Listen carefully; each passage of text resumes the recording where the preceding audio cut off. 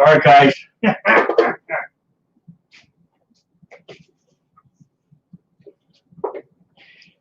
So,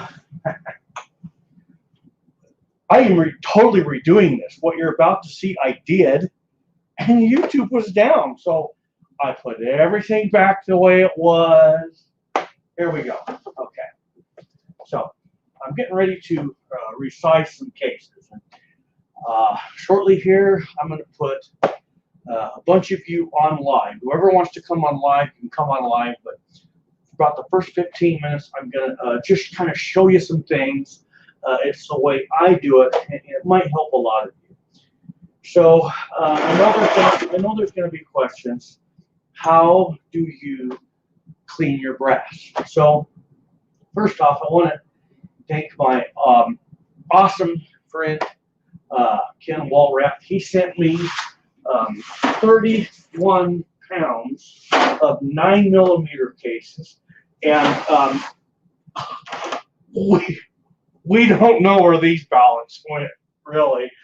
No, the post office broke the box, so they just put it in here and left it in there, and they actually lost 10 pounds of it.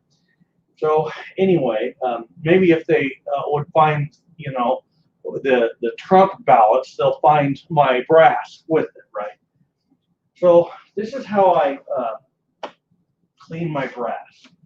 So today I got off work, came home, and I threw 3 or 4 handfuls of 9mm cases in my vibratory tumbler, and I turned it on. Went out and took care of the leaves with Miss Highboy, and then we came in and had dinner. And then I came out and I shut this off. So this ran for about 2 hours, okay? My goal is to make this simple. So far, with this brass, I have maybe, I don't know, how long does it take to throw 3 or 4 handfuls of brass in here, put the lid on, and turn it on? 2 minutes? Okay, I have 2 minutes into it. All right. So this is my Dillon case separator. I think it's the greatest thing you could have for processing your cases. So now I'm going to take all this and just pour it into there like that.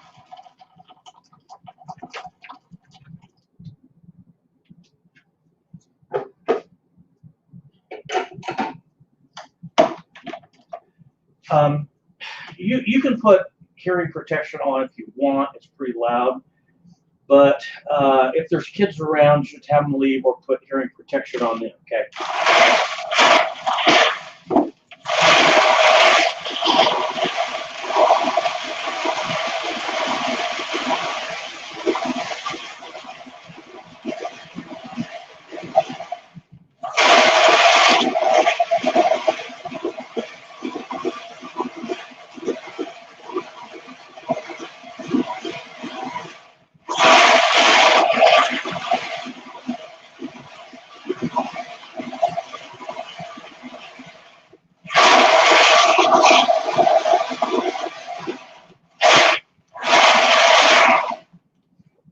That's it.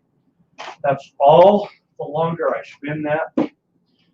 Now I bring my 5-gallon bucket over.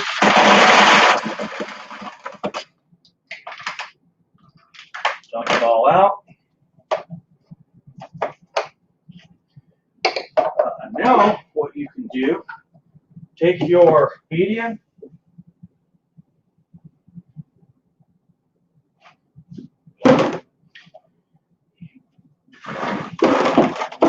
this is walnut media.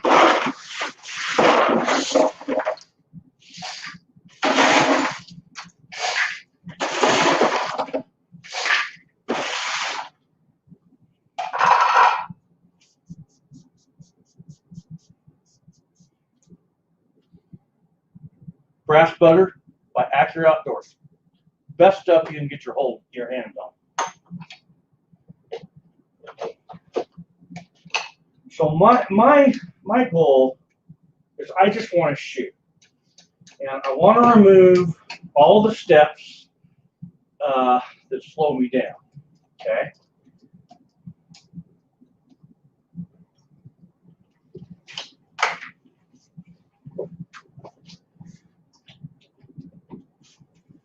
That's ready to go. So a little explanation. So all I want to do, especially like on my 9 and my 45, I just want to get to the range. That's all I want to do.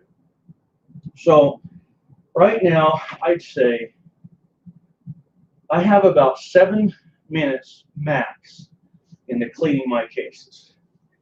I didn't have to use any water, no Dawn dish soap, no lemon juice, nothing like that. I do all of that with my rifle cartridge cases. But as far as my handgun, this is how I do it. It's like as the crow flies, straight to the point. Now, none of these cases have been decapped. They haven't been resized, and that's what we're getting ready to do. Okay? So, now, okay. Some of y'all probably wondering, what's up with the water bottles, High Boy? What's up with those? Well, I'll show you. Okay. So I love to go to the gym. I do. I love to work out. Well, with COVID, I think the masks are a joke. I do. But COVID is real. So I just avoid people. I just avoid people. So these are 2 5-gallon water bottles. This is what I do. I set up my own little home gym. I have my dumbbells. I have my stretch bands. I have my workout bags. I have these 2 water bottles. So what I do is, in between my sets, like let's say I'm going to curl or do tricep raises or whatever, I do a set, and then I do the set, and then of course I have the garage door open. I do my set. Let's say I do curls. I do a curl each side. Then I come over here and I pick these up, and I turn around. I go out onto the driveway.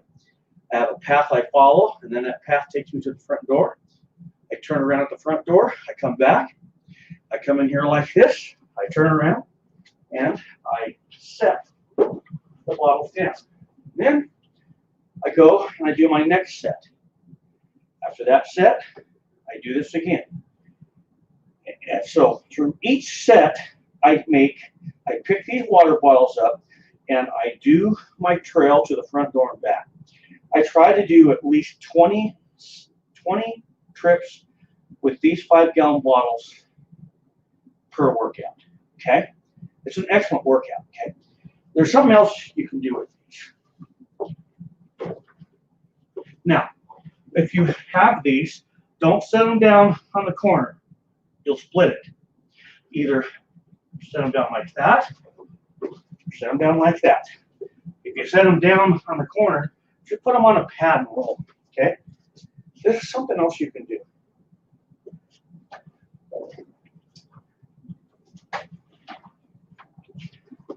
Take a step back.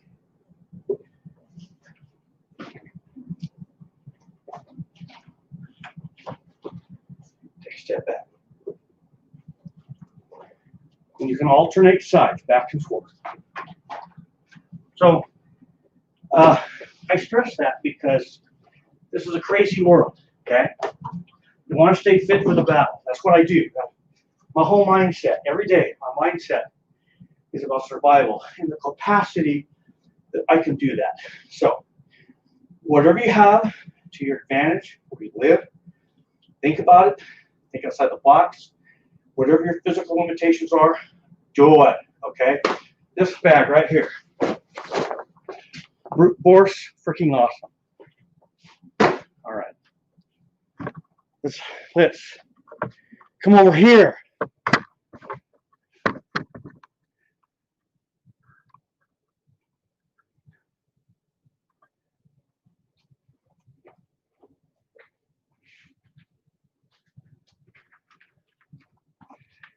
All right.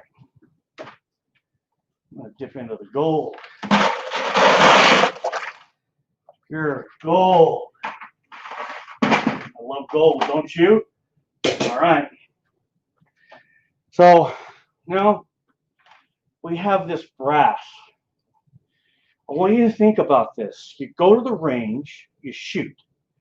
You come home, throw your brass into the vibratory tumbler. Run it for, I don't know, an hour or 2 hours.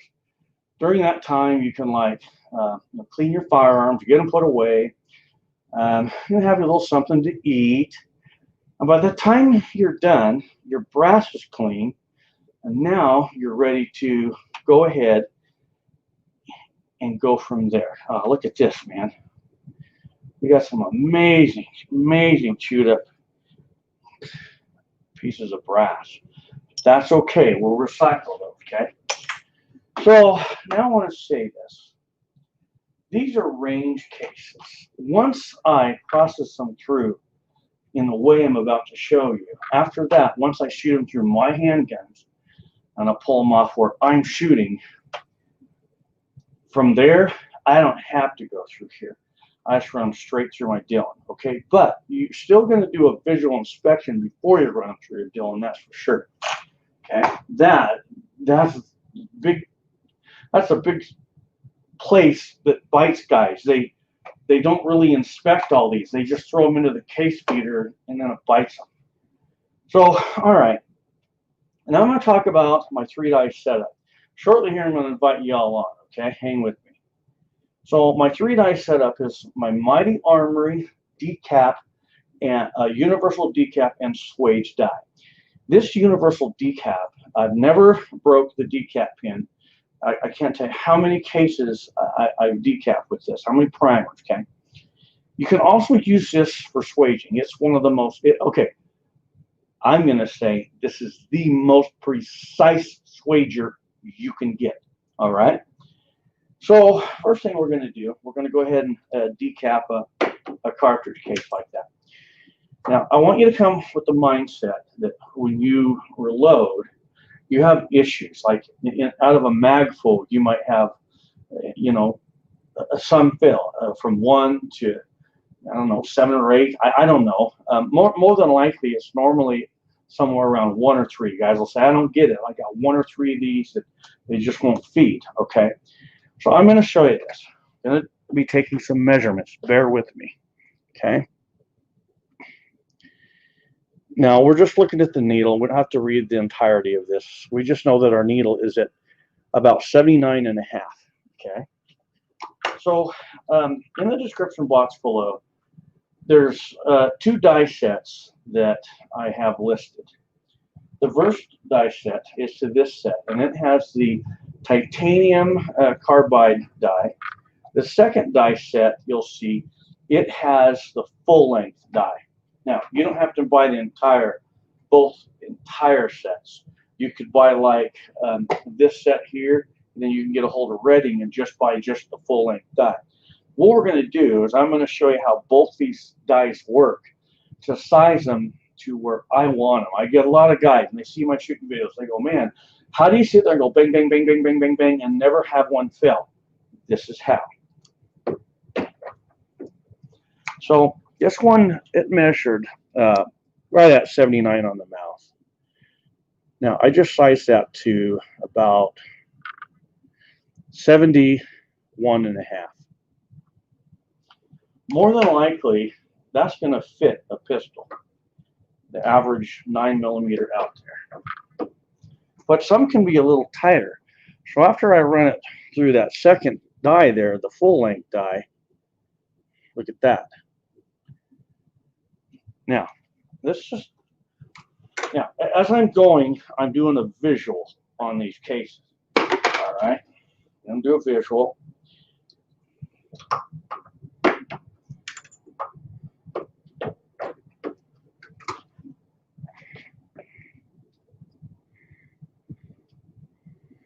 About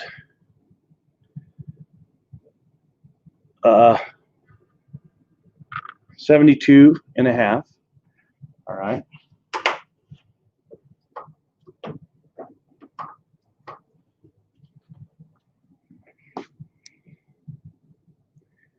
There you go.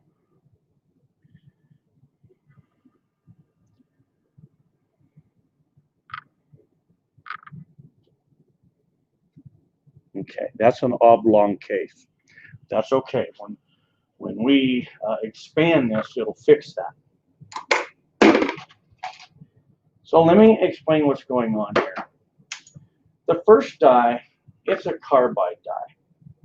So more than likely, okay, I gotta adjust my computer. More than likely,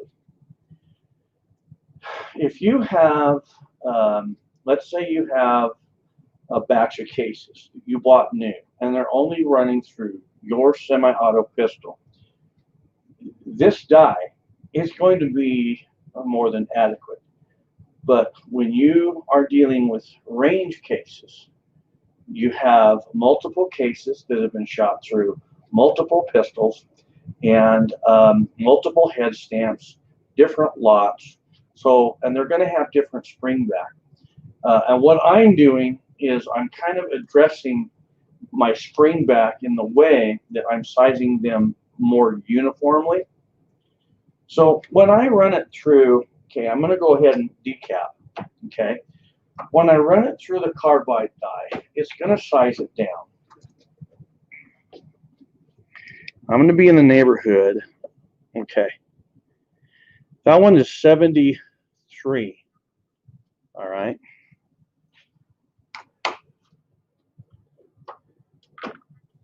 But after it comes through that full length die,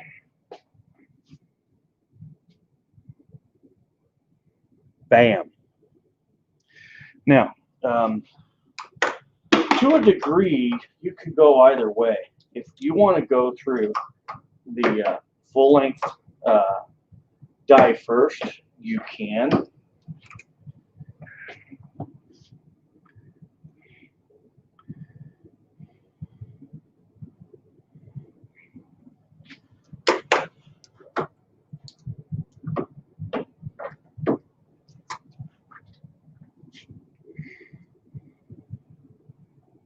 There we go. I find that when I run them through the carbide die and then the full length die, they do not spring back. Here's the issue that I found with range cases, or cases that you pick up out at the desert. That's a great example. Every time my wife and we go out and shoot, we're always picking up all the 9mm cases and the 45 auto that other shooters leave out there. Okay, now that was a stubborn case right there. So we're dealing with more variables. Okay, that one's a little over 73.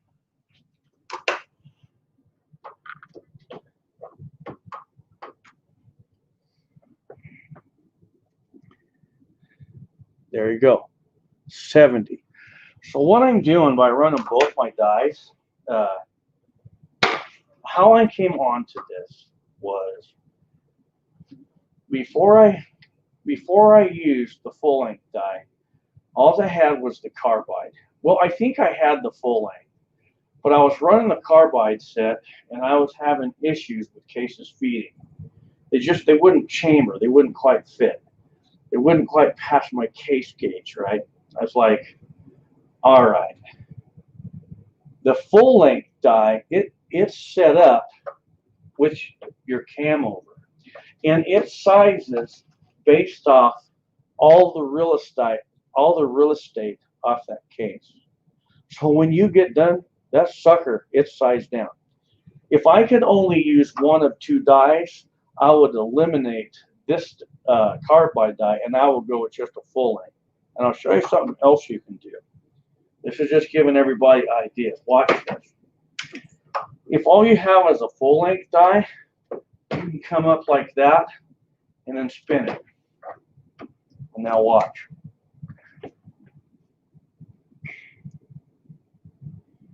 Okay. So I show you this. So some guys, they don't have issues, especially if all you're running is Glock or Springfield. But like I have, oh, that was an Armory one, where I have multiple 1911s. I find that if I just take range cases and run them through my carbide die, it's kind of dicey whether or not I'm going to get all those to feed. But once I run them through both those dies, kabam, just like that. Okay, so that's what I do. Some guys say, wow, that's a lot of work. I say, well, wow, you're right. But when I'm at the range and my pistol functions the way I want it, you can't beat that, okay? Now, make sure you're paying attention, okay? You want to check your cases.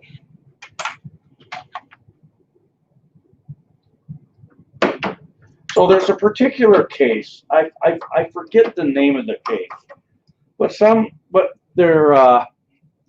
they have a thicker edge about oh, say this far down on the cartridge case. It'll have a step and an edge. It's a thicker wall. What they do is they use that so they can use a it minimalizes powder migration from the factory. Well, the problem is if you don't catch that, you're going to go to seat a bullet. It's going to catch you off guard. So you want to inspect all the insides of your cases. Okay. All right. So just like that, that's how I do it. I used to do it this way. I used to go here, and then I would go 2 times on the full length, but I found this to be faster. Now this one, it was really ornery going into that carbide die.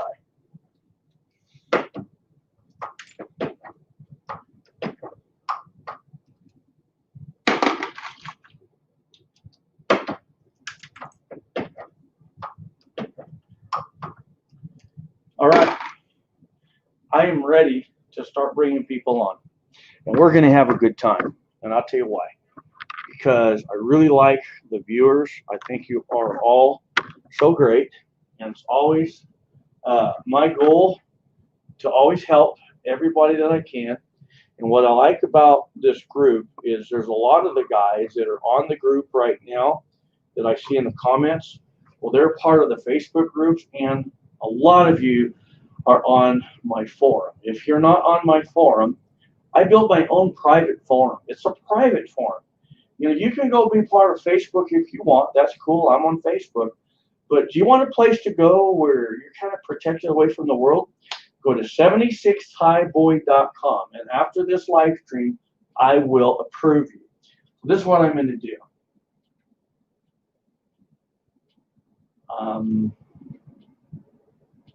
There's got to be supposed to be a link here, a share link, and I don't see it. There you go, Miss Highboy. She put it on there. Oh, there it is. Okay, I'm going to share this link, and anyone that wants to be a part of this live stream, you're welcome. And here's the deal. If you're saying to yourself you're a little nervous because you haven't been reloading long, and you know, you haven't been shooting guns long, you know what? You're in the right place. I have been reloading for 41 years, and I'll tell you that. I don't even know how to reload. No. You know, I've been reloading like 41 years, and I've like met guys that they've been doing it only 5, and you know, they're shooting out over 1,000 yards, and I've never done that. You know, we're all reloaders. We all have our own journey, and we all load for what we want to reload for. So I don't care what you do, right? And you might have a hobby. You know, maybe you're new at reloading, but maybe, you know, you can have a hobby that is like far beyond what I would ever have the capabilities of doing. So jump on. The only thing I will tell you is we might have to mute you if the background noise is too loud, and if we get enough people on that want to get on, we'll start rotating out so we can get more people on. And if this works out and it's popular, I'll do it once a week. That's no problem. So while I'm waiting for people to come on, I'm going to kind of show you guys some scores. I I scored yesterday. Check it out. I got 3 1-pound jugs of Hodgdon's, $48.95. I'm in the M1 Garand business. Can you believe that? Oh man, right there. They had. I went there over at Sportsman's probably about 3-ish, and they had. I guess they got like 3 cases in, from what one guy told me. When I was there, they had 9 jugs, so I bought 2. I went back on an hour later, and they were down to 1, and so I bought it. I'm going to tell you why I wanted to get as many of these as I could. A lot of reloaders, they don't know this. You want to match your powders by the lot. If you go up to Andy and Reloader did want the link and you didn't put it on. Oh, I thought it was on. Oh, here you go. There. It didn't quite send. There, now I hit send. There's your link. Come on, Andy. Come on, Reloader dude. So, okay, in reloading, if you change any one component, you have to redevelop your load. Well, if you have a jug of powder and you're done, and you open another, you have to redevelop the load unless you have matching lot numbers. And all these have matching lot numbers. That's why a 4-pound jug of powder or an 8-pound jug of powder is so ideal, because when you have that ideal load, you can develop and you've got a lot of powder, so you can just continue to shoot. So that's why matching lot numbers is great. In just a minute, we're going to bring 2 guys on. I see them coming on. And then I'm going to show you this. I got 2 boxes of these. I'm going to bring these guys on. I want to hear what they have to say about what I got here. Okay. We got Jordan C. It's good to, you guys. Jordan C. It's good to have you. And then we got Reloader. Hey, Reloader, dude. What's up? So, hey, what do you guys think of this score? 2 boxes of those yesterday. Not bad. Yeah. I haven't seen those for like months and months, I like when it says farm it on there. Jordan C, it's good to have you. Thanks. Check this out. Oh, we got Dad's on. The only reason I'm on is to see if my shiny head can outdo the Reloader dudes. But if I flip the camera like this, I'm upside down. Yeah, and look at Jordan C. He's making us all look really bad. I love it. How do I flip the camera? What do you mean? What do you mean? I want to put my camera like this instead of having the black lines. You're trying to get it off the screen? Is that what you're trying to do? Yeah, how about I just be upside down? I'll take a full order of high boy with a little Reloader dude on the side. How's that? Well,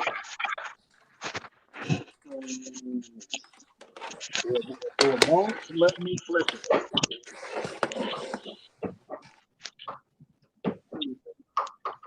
Aren't those pretty? Okay, so I got a question for Jordan. Hey, go ahead, shoot. So I have seen you in the comments, haven't I? Maybe. I haven't been on your channel in a while. Yeah. Your name kind of rings the bell. Tell us about yourself. Without, giving your identity away. Just tell us a little bit about yourself. Sure. I actually live in California, so it's a little difficult times in California right now. But I just got done reloading some 223 this afternoon, and I had to reset all my dies for some reason. A couple of them were off a little bit. It was frustrating, but hey, we got it done, and 300 rounds done. Nice. Awesome. Where in California are you, Jordan? I'm here too. Oh, very nice. So I'm in the Bay Area. Okay, I'm down in Santa Maria, down below San Luis Obispo. Oh, very nice. So where do you shoot, Jordan? I try to shoot at the BLMs when they're open, but other than that, there's a couple outdoor ranges in the Bay Area that I try and go to. But, I haven't been shooting in a while, so I'm trying to get all my ammo back in check and head out to the range here pretty soon. That's awesome. So what do you reload on? I've got a Hornady AP Progressive. Very nice. You do anything on single stage? I don't actually have a single stage. That's I've been okay. doing everything on the Progressive, but you know, for 308 loading, I just do one die at a time, and that works well. When I used to have my Hornady, you know, on my channel, I'd be on forums and I'd tell people, you know, some guy would be frustrated, and I'd say, only load one at a time, you know, especially on precision stuff. And some of the guys, they say, well, that defeats the purpose of your quest, Ernie Bolt. And I'm like, oh, whatever, just load one at a time, you know. So I think it's Right. pretty brilliant, you know. Yeah. Well, cool. Very nice. Well, I appreciate you jumping on, and whenever we do these things, you at least jump on and say hi. Yeah, of course. This is the first time I've been on, so it's good to meet you That's guys. great. Yeah. And you know what? I gotta tell you something. Like in Idaho, we get a lot of people and they say, "Oh, we hate those Californians." And I say, you know what? I'd like to have a lot of Californians here and send some Idahoans that way. There are so many good people in California. I'm right about that, huh, Jordan? Yeah, we have some good, some bad. Yeah. Mostly good though.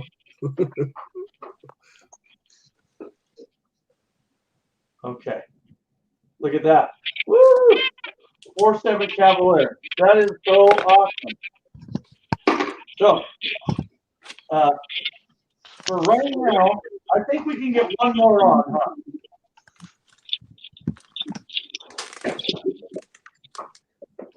Okay, Reloader dude, tell us what you're up to. About 6.1, give or take, 215 pounds. That's pretty good. Yeah, so far. I am case prepping some 223.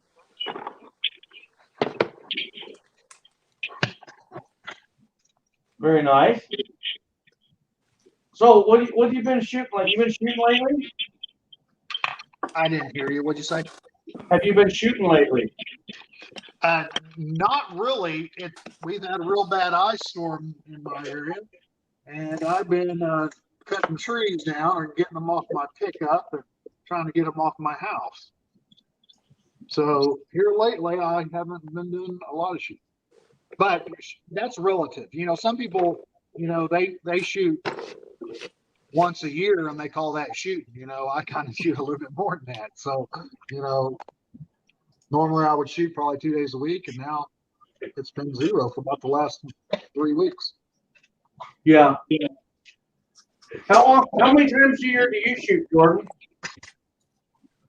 I used to go once a month or so at least, but I changed my careers and now I don't have as much time, so I try and go once every few months, but I don't go as often as I'd like, let's put it that way. How about you, Cavalier? I want to try to go like once a month, but my daughter is actually in school, so I have to take her to and from school. And then I've been working 6 days a week right now, so my weekends are pretty much busted. So, well, I can give you some advice on that. It'll help you. Now, you know those schoolyards, they got a lot of room and a nice backdrop, right? So you can take Walter knows where I'm going. You can Hi, set boy, some that's not party nice stuff at all. up there. And hey, have the principal join in, you know? well, regrettably, I live in Washington State, so that isn't going to happen anytime soon. For all the Moving government targets. officials listening, I am not involved.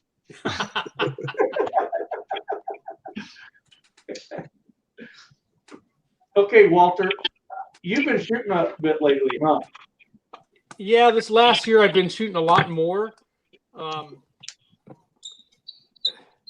The partly because of COVID, I'm shooting more, believe it or not. And what happened is the Sportsman's Club up in the next county have a very nice range. They've got Hogan's Alley. They've got a rifle out to 800 yards. Nice. It's all outdoors, but they had to close down. And so I started. I'm a member at our local town gun club. They're only about 5 miles from me, and they got an indoor range, and that's all we have for metallic. They're primarily shotgun. So I've been shooting handguns a lot, and I go 2-3 times a week and shoot. I don't shoot all that much every time I go because I don't have to, and plus, arthritis stuff. So I shoot a couple hundred rounds, two to three times a week. In fact, I was going to go tonight, but I didn't finish this little short load project. This is a new to me bullet that I just cast up here the other day. That's a 9mm. I'll be right back. They come out about 124 grain truncated cone little guy. So I loaded up 10 rounds. I loaded some dummy rounds and function checked them in the couple 9s that I have that I want them to work in. Plus I got that new Kimber coming in a little while. So we'll take these to the range probably Friday night. And that's just a relatively light load, just a function check and make sure that they're going to cycle and whatnot before I do anything else. And I told Highboy I guess I posted it on the forum. Look at this. So I'm in there dinking around, and we have a components room, again, mostly for shotgun. But we have a whole closet full of this stuff. Oh my God. And yes, $17 a jar for me for the small jars, $135 for the 8-pound jug. So I bought a, just these are not really a full pound. I think they're only 14 ounces of this fluffy stuff. But I bought a jar of it to give it a try.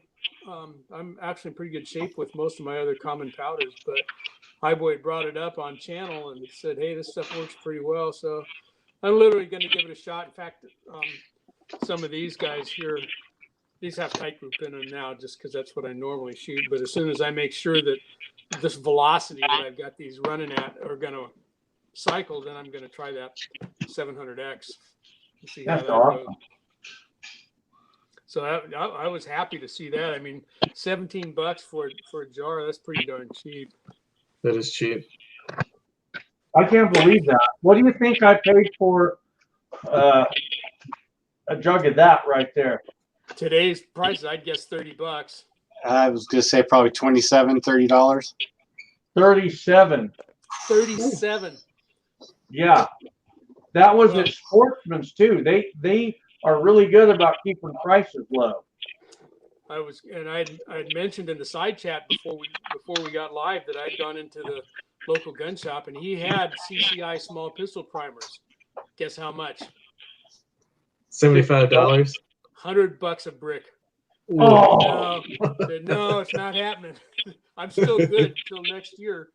I don't need them that bad. yeah. And he said, yeah. I said, that's what, and they're a California chain. And he said, that's what their president told them they had to sell them for. Wow. So that's highway robbery right there. Yeah, that's pretty bad. That's crazy. So, Jordan, what powders are you running for your 223?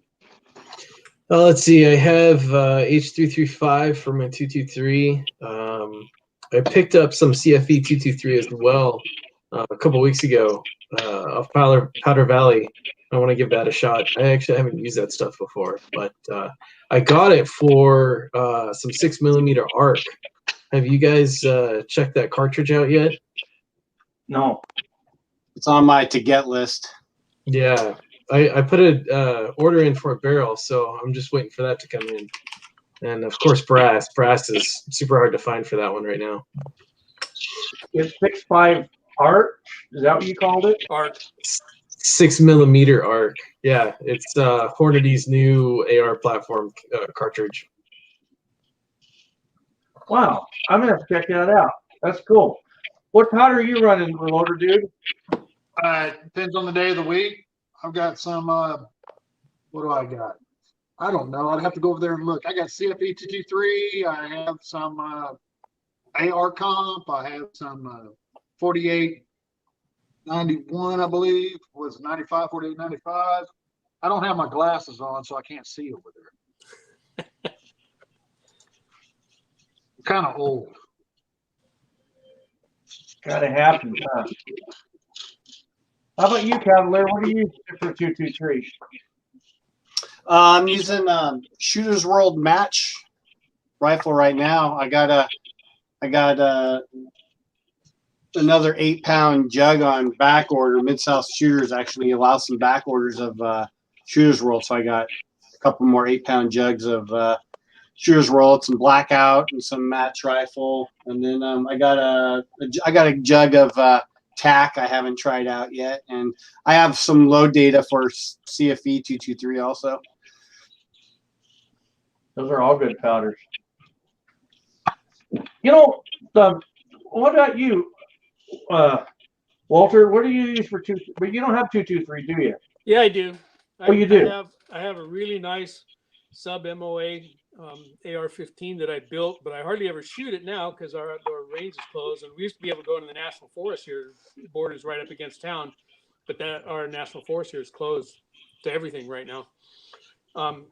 So I use a lot of Varget and some 4895. I got started using Varget and I came up with some loads that just worked really well for that rifle. And then I have a cheapy bolt gun for 223, also a Thompson Compass, which actually is a 1 MOA shooter too. I can't complain. You know, I can't see the target with my eyes at 100 yards anyway. The only way I can see the target is to look through the scope. Yeah. And so if I can hit a quarter out there, I'm happy. And they both are doing that with Varget. So Yeah. and I still got a bunch of it. But I just scored on I think it was 5 pounds of Varget. I couldn't believe it. And I think I'm going to try that in my 30-30. I shouldn't say that, only because I heard someone talking about that. I thought, dang, I bet that would be good in the 30-30. might work. Worth a try. 4198 is my favorite powder for 223, but I'm not going to tell anybody that because then there won't be none on the shelf. Yeah. What do you like about it? I can throw a 19 grain to 19.6 grain and get the velocity that I'm looking for with great accuracy. And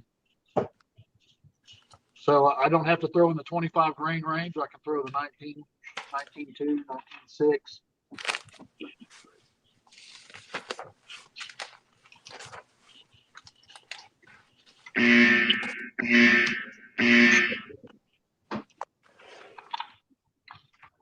Does that mean I got going for that? I got the gong buzzer for that. That was me. Sorry. There we go. I got some video games going on here in the background. Oh. So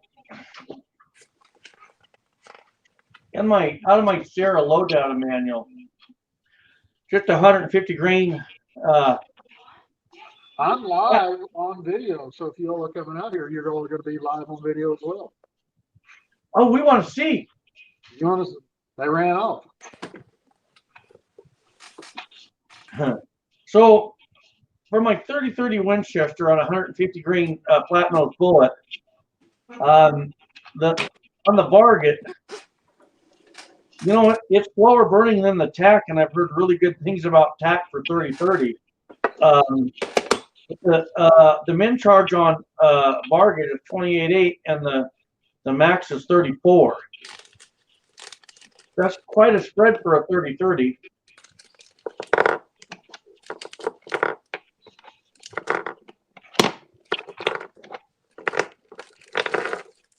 Yeah, What do you that's normally a run in your lot of range. 30-30 reloader, dude? I don't reload for 30-30 anymore. Last time I reloaded for 30-30 was, I don't know, many years ago. How long ago? Many, many years ago. Yeah. Many. How about you, Cavalier? You load 30-30? I've tried. I have to get out to the range. I have some load up with some tack, but I haven't gotten a chance to shoot that yet. I've been too busy doing my load data for 223, my 300 blackout, and some of my pistol calibers.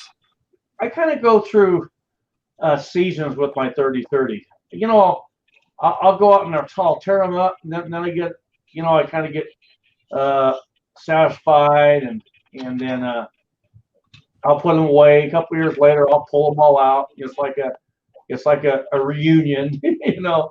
Andy, 4064, yeah, IMR 4064, 28.7 to the min and 32 2 is the max. Whereas the Varget, you know, okay, so IMR 4064, the min is 28.7. Varget is 28.8, but yet the Varget, you can go up to 2 grains more than the 4064. So I like to play around with that. I think it'd be kind of interesting. So Walter, you're saying you use 30-31. That's a good one. Yeah, I haven't loaded much 30-30 in a long time because I don't hunt anymore.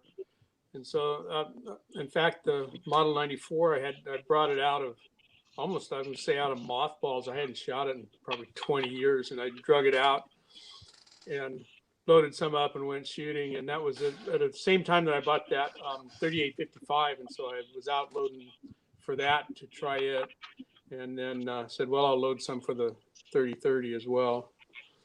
So, like I said, I just don't shoot it much anymore. 1911 Smoking Guns. So 30-30 is a great Michigan gun.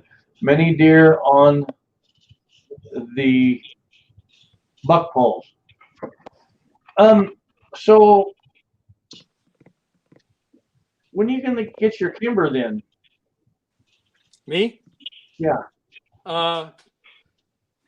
In about another 230 hours. We had a 10-day waiting period, so it's in jail until a week from Saturday. Is that a California law? Yep.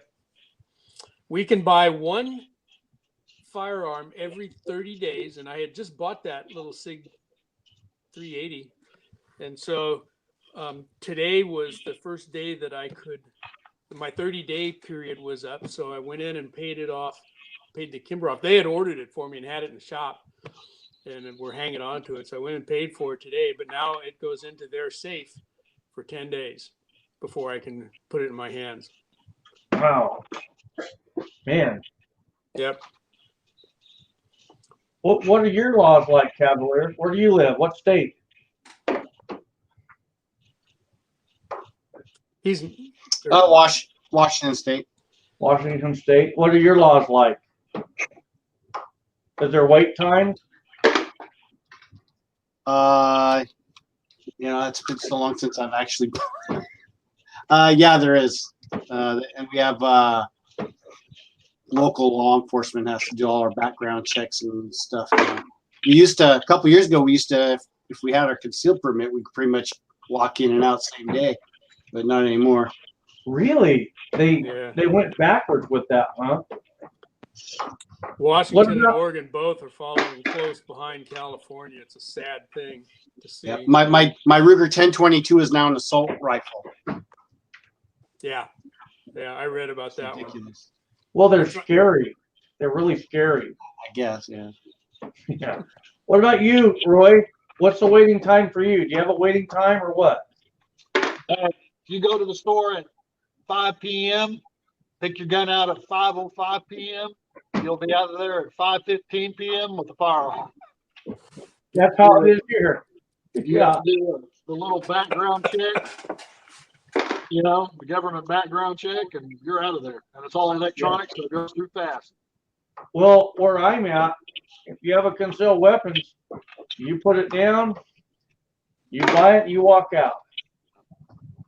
Well, here we don't really, we had a concealed carry license, but we don't have to have a concealed carry license anymore. I have mine. I still have mine, but they're not required. Same here. We don't have to have a concealed weapons anymore, but I keep mine. My wife keeps hers. Ours wasn't a concealed carry. Ours was just a carry license, so we can carry them openly, concealed, and there's no rule, so you can carry them all the time without any permit or anything. So Jordan, looks like I was hoping he was going to come back. He hopped off there. So I just want to tell Jordan, if you're listening, it was good having you, and make sure you get a chance to come back. But we hope we see you again.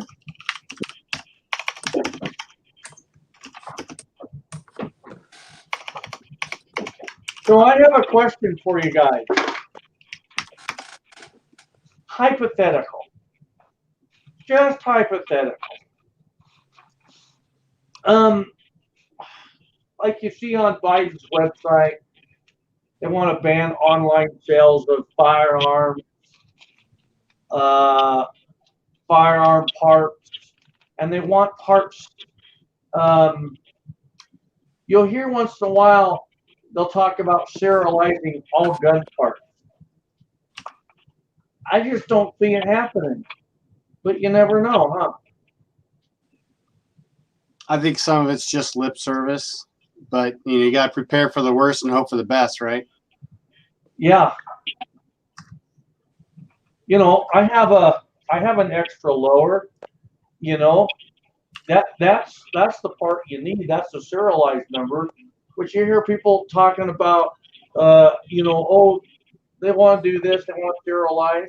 There's no way. Oh, the other thing, they want to block buying kits online. Kits. So in their minds, if they could, they would outlaw it. I just don't know how they would.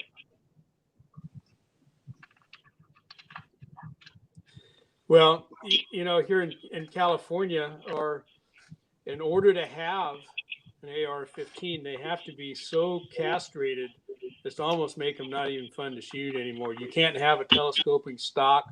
You can't have a detachable magazine. You can't have a forearm grip. A pistol grip on the forearm. Yeah. There's a list of 10 mean and evil things that can't be on. You can't have a flash hider. Yeah, well, you can if it was marketed as a muzzle brake, but if it said flash hider on the box, it's illegal, even though they're the same thing, for all practical purposes. So my AR that I built, I had to, take some of those features away. I had to put a fixed stock on it.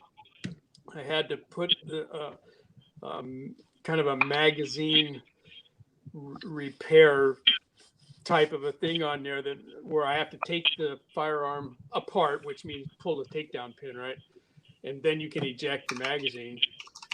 And then you got to close the gun back up, push your pin back in, and it's ridiculous. That said, somewhere in the backyard, about 3 feet underground or someplace, I'm not sure where all those parts went to, but I know that the rest of the real parts are there somewhere when the air, fertilizer hits the air conditioning. And then I have another Smith & Wesson AR, just a real simple one that I bought to convert into a 17 HMR. And that's rimfire, so everything you want to put on that's legit still in California. You can have rimfire stuff. But I still have the original upper for that one too. Look at that. We got a new guy. You know what? I kept seeing something flicker on the bottom of my screen. And then when I scrolled down, I saw you. I'm sorry about that, Critter and Mayasa. Sorry about that. No worries, man. I was listening to your great conversation. I'd like to add to it, if they start outlawing parts, right now I just put in an order for Midway, and just to be on the safe side, I went out and got some extra firing pins, some cotter pins, some extra parts for your ARs. Yeah. Because if Biden, and he said he'd do it, makes that shit illegal, maybe it gets grandfathered and you can have them if anyone knows you have them at all, but whatever. All right. At least you have spare parts for them down the line. Because Yeah. if that source dries up, just like our primers did, we're Yeah. gonna be in trouble, right? Yeah. Some of the overtime that I've been working, I've been buying small parts and springs and all the little detents and firing pins and extractors for my AR. So just in case I have some Yeah. parts. Well, I've just been buying firearms here in California, and we have this. It's called the roster of approved firearms, and if Yep. the firearm you want is not on that roster, you can't purchase it new. If you can find one that somebody wants to sell you used, you can have it. But many of the more common firearms are no longer on that roster, and even more are going to be dropping off after the first of the year. Yeah, your roster is kind of crazy. I heard if It's they nuts. add one gun And to your part of that, roster, they have to take yeah, 3 off. to be on for a new firearm, a new production firearm to get on the roster, they have to have microstamping technology that microstamps the case as it's Oh, fired. good Well, Lord. that technology is not there. Nobody does that. So if Ruger comes out with a new model of their 1911, it's not going to be on the roster. And so, very few of Ruger's semi-autos are on that roster now. Only the ones that have not had any changes made to them since they first went on the roster. But if you come out and put a different paint job on a currently rostered firearm, it's off. Yep. And so that's why over on the forum, I was, looking around. I wanted another 1911, but I wanted one in 9mm where there aren't very many out there. And Kimber's Target 2 in 9mm is still on the roster, but it probably, if they make any changes to it next year, it'll be gone too. None of the I was going to Springfields. say, yeah, like Gunwood can make one for you, but I doubt they're on the roster. Yeah, it's bad. None of Colt's guns, semi-autos are there.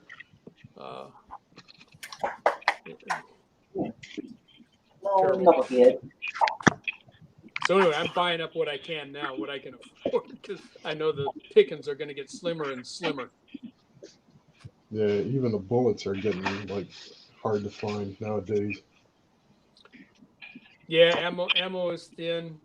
Yeah, I make most of my own, so I'm, like a lot of us do, cast my own.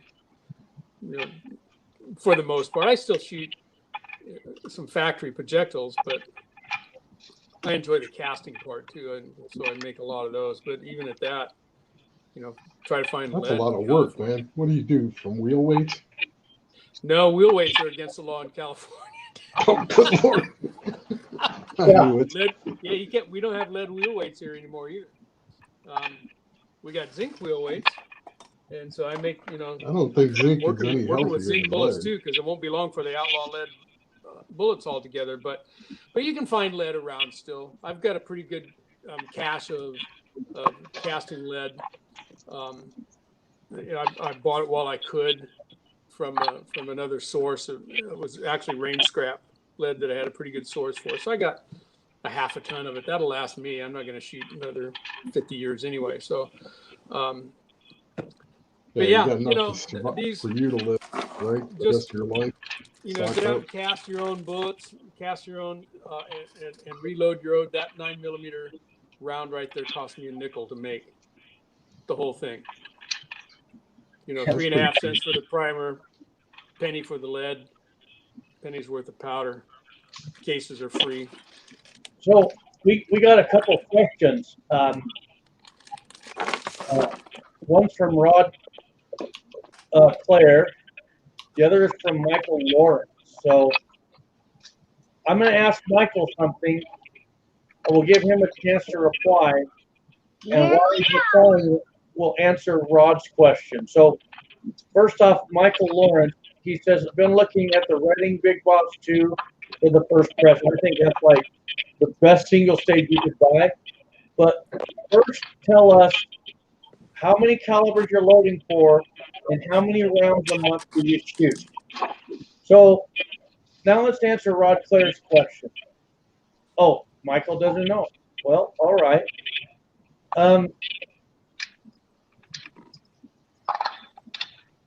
hang on. What should I buy now for art? So he's asking, if you were Rod Clare, what would you be buying for your AR-15? Who are you asking? I just buy the consumable parts, right? Yeah. Because like you said, you had a lower. Well, that lower is going to be useless if you can't find a trigger group. So That's get an right. extra trigger group, right? They're cheap right now. Get an Yeah. extra bolt carrier right now. Just Right. throw it in a parts bin, right? Yeah. Firing pin, right? Just extra little things. Everything that makes that gun go, right? Because if you Yeah. have a failure and it's not available down the line, you're kind of screwed. So, Yeah. 2 is 1 and 1 is none. yeah. Yeah, that's right. Like, whenever I've done my trigger upgrades, I keep my stock triggers and I put them back. I have an extra hand grip. I have 2 extra stocks. I need to get a bolt carrier group, just an inexpensive one. Just Yeah. They're I cheap. think Right what now, you're they're cheap. huh? They're cheap right now, so you might as well do it. Exactly. Yeah. But I'm like, Walter, I just go buy another one. And that's another thing. When you have multiple AR-15s, you can take the one that's the least and use it as your part. But I think either way, you need to have be on the lookout for, like you say, cheap parts. Start with the things that break first.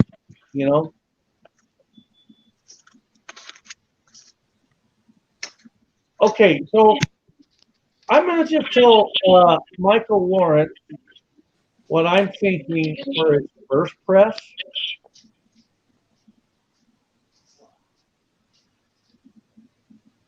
He doesn't shoot a whole lot.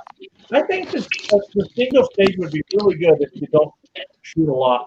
But I'm kind of partial to the T7 because you can fit all the guys in And I got the and same leave them price. set up. And you can put out a lot in a short time. What do you think, Walter?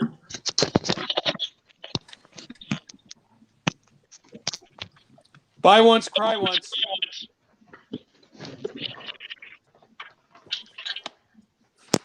Sooner or later, everybody wants a turret press anyway, and that turret press can function as a single stage very handily and do a very nice job at it. I think that's even though they're pricey, so is that rating Big Boss. I'd go with this T7 over here. That'd be my recommendation for one press. And if you only anticipated having just one press for the next 5-10 years, T7 it. I know dude's got one.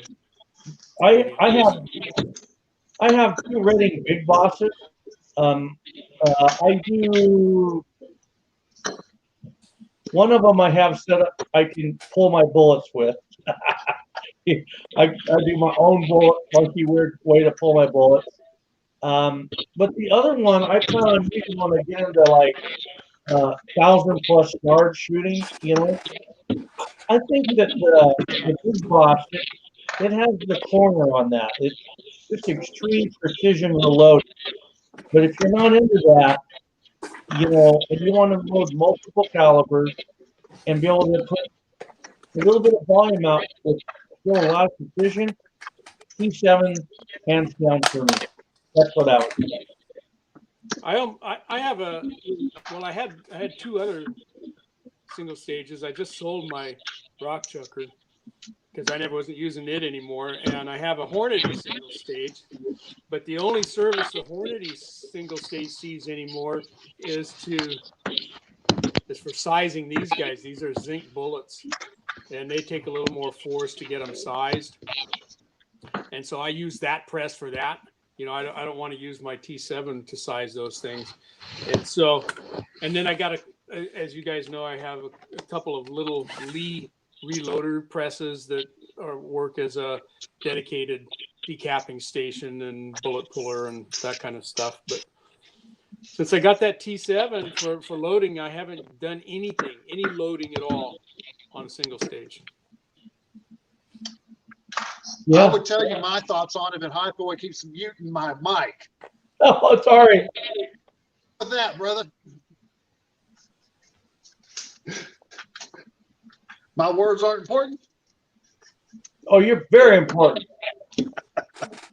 I'll bet.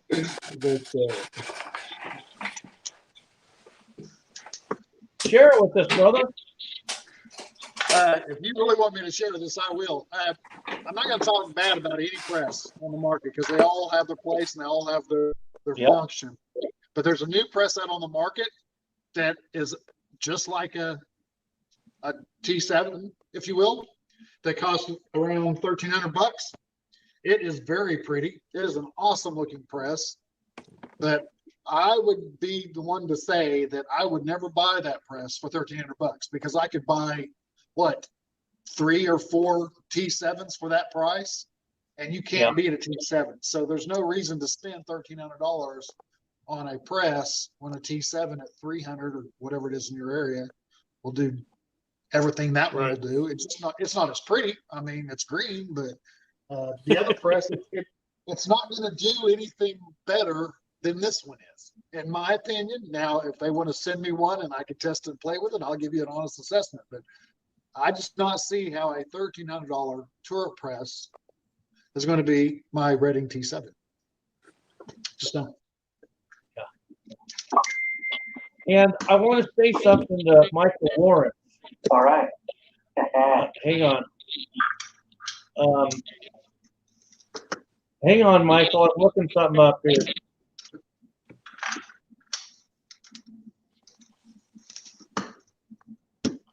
Bear with me.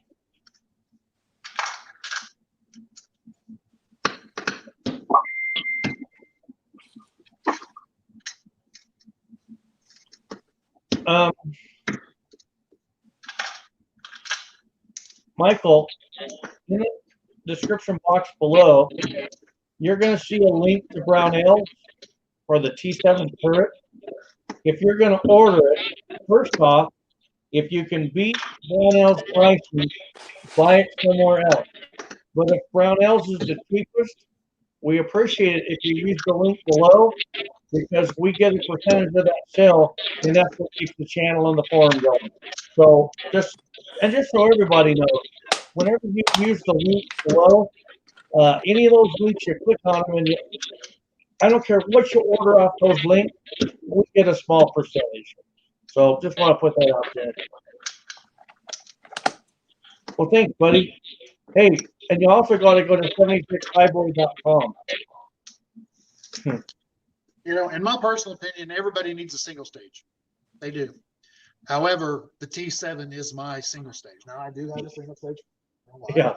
However, I do everything on my T7 that I would do on a single stage, and it works great. It's never let me down. I've used it for years.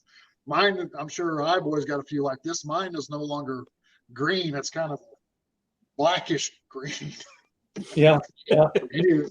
But you know, they work great. I don't know, and I'm sure that people are going to argue with me on this, but I do not know of a better press to buy as one press option, mini press option, whatever. It's just a great option. Can't go wrong with it. So. Yeah. And I tell you what I'm guilty of is I love my Dillon. I would never get rid of my Dillon, but I just find myself jumping on these a lot more. My Dillons are dedicated to certain calibers, but man, my T7s, I can load anything like that. It's great. Yeah, and it's a fun press to use too. I mean, everything snaps into place the way it's supposed to. There's no slop in it. It's just a well-made piece of gear. You know, like a lot of guys, I have mine set up on inline fabrication mounting systems, which to me is the right way to go too. If you're going to have multiple presses, or even if you're not, that T7 mounting system is great. The inline fab stuff rather. They make good gear.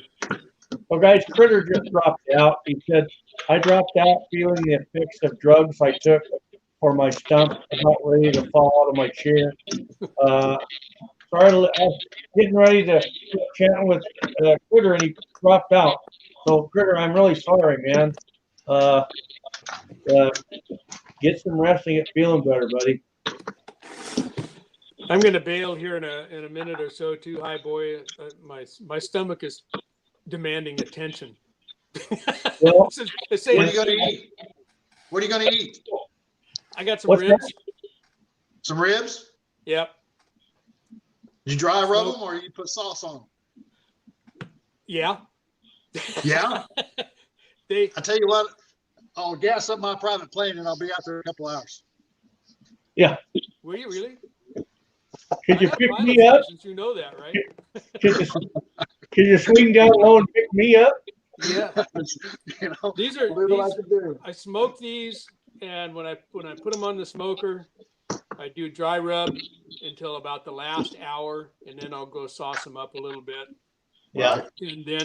And I do the whole smoker full, and I discovered that if I vacuum seal those and put them in the freezer, that vacuum sealing system is good to go. I pull them out of that freezer and stick them in the microwave, and you'd swear they just came off the smoker, and they'll stay fresh for a year that way. I was really impressed with that.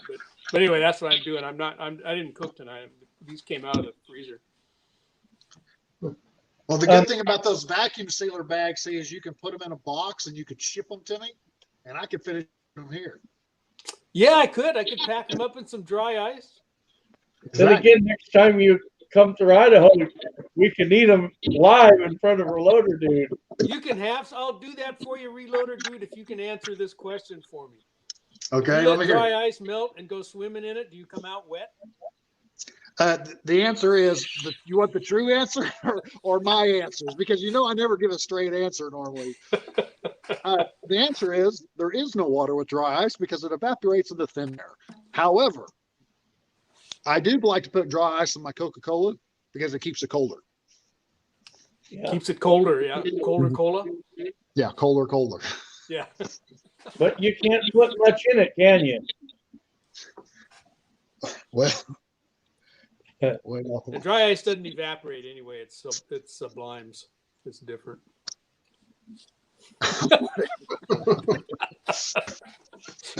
Hey, so Michael Lawrence, brother, with a statement like that, you have to go to 76highboy.com. Go over there and enjoy. Okay, so let's do this.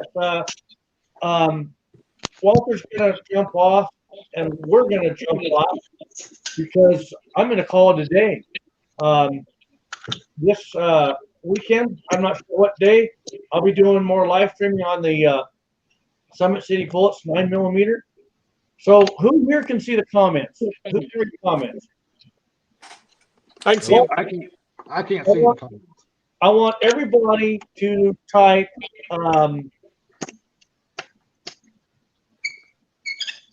what are they going to type, Walter? Oh, man. TRD. Type TRD and Walter will call you out. That's not an abbreviation, by the way. We're not missing one letter. Yeah, I hear you. I know that letter too. Okay, 182Q KFTW.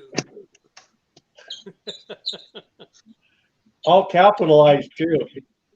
Sergeant Sandman, Randall Carr's out, Curtis Long's out, Info Brothers is out, Kenneth Hayes is out. Where's the other 40 people that say they're in here? There's Michael Lawrence is out. Rod Clark is out. AR Gun 1776 says he just bought an M&P. Ms. Highboy's out. Chris Field's out. Mike King's out. TRD at Toyota Racing Development.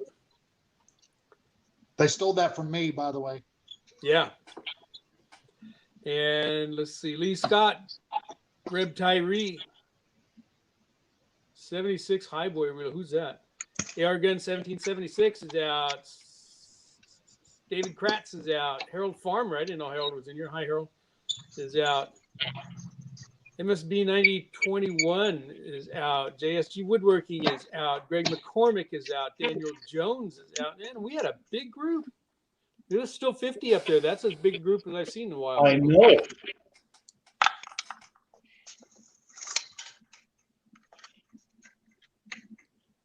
They wanted to see if the reloader dude was going to come teach Highboy to finally reload, but they got Somebody's got to. disappointed.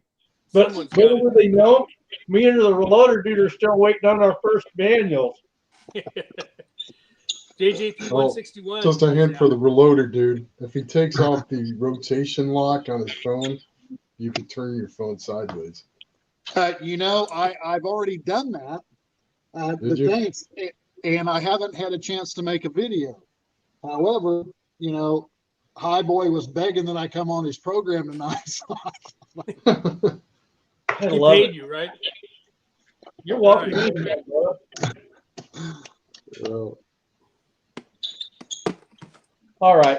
but Well, I do have some videos that are planned if I can ever get the time to make them. But I work a lot, and Walter will tell you I've got a bunch of trees down. Yeah. His neighbor's place looked like a California earthquake hit it. Yeah, that was all my house. Oh, I thought that was the neighbor's house. No, that was all my house. Tree landed right in the middle of my truck. No Oh, way. Yeah, that's my property. That what you seen was just my property. Yeah. holy cow. I didn't All see right. it. Sorry about it. Well, You needed more let's just work say I on have firewood for the next 60 years. Yeah. Well, okay. I want to thank the reloader dude. I want to thank Walter. And how do you pronounce your name? Mayasa? just call me Rick. Rick. Got it. Now I'm going to remember that too, Rick. Oh, I we'll love it. see. And We'll then, see you next time. then I call 47 Cavalier. I call him Cavalier. I want to thank you guys, man. It's great. Hey, good to be on the show with you guys. I'm humbled, so it's great. Tell Miss Highboy I'm looking forward to my pie. I still haven't seen it. There's a reason you haven't seen it. Somebody's been eating the pie. I'm looking forward to getting my Rugers back, Roy. Well, that probably ain't gonna happen.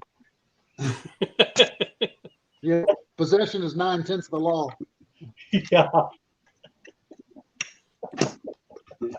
All right, here we go. All right, boys. All right. We want to thank everybody. Walter's going to go get some ribs, so we're going to clock out. So here we go. We're out in 3, 2, 1. We'll see you guys on the next. Bye-bye, guys.